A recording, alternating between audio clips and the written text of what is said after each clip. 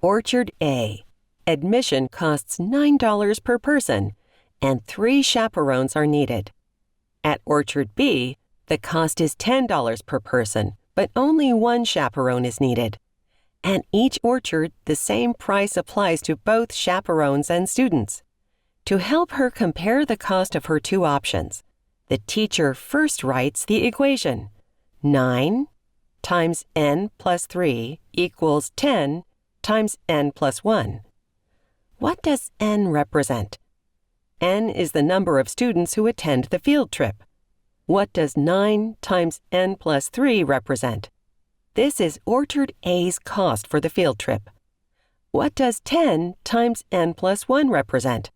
This is Orchard B's cost for the field trip. What do the solutions to 9 times n plus 3 is less than 10 times n plus 1 tell us? The number of students on the field trip when Orchard A is cheaper.